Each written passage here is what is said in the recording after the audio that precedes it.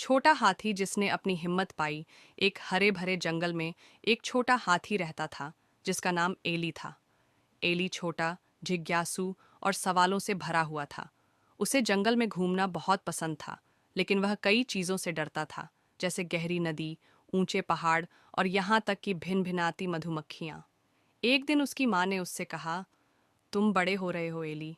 एक दिन तुम्हें अकेले जंगल का सामना करना पड़ेगा, लेकिन याद रखना, तुम जितना सोचते हो उससे ज्यादा मजबूत हो।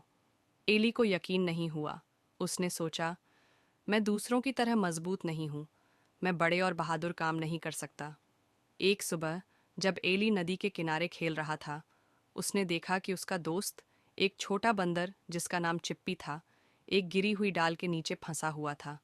चिप्पी मदद के लिए चिल्ला रहा था, लेकिन दूसरे जानवर बहुत दूर थे।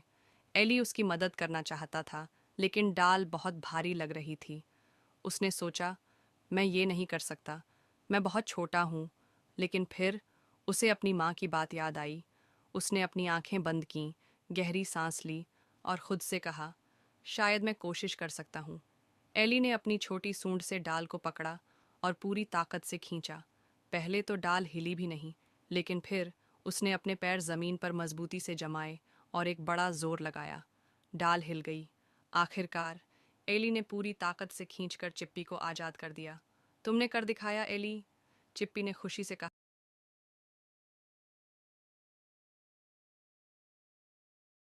छोटा हाथी जिसने अपनी हिम्मत पाई। एक हरे भरे जंगल में एक छोटा हाथी रहता था जिसका नाम एली था। एली छोटा, जिज्ञासु और सवालों से भरा हुआ था। उसे जंगल में घूमना बहुत पसंद था, लेकिन वह कई चीज़ों से डरता था, जैसे गहरी नदी, ऊंचे पहाड़ और यहाँ तक कि भिन भिनाती मधुमक्खियाँ। एक दिन उसकी माँ ने उससे कहा, तुम बड़े हो रहे हो एली।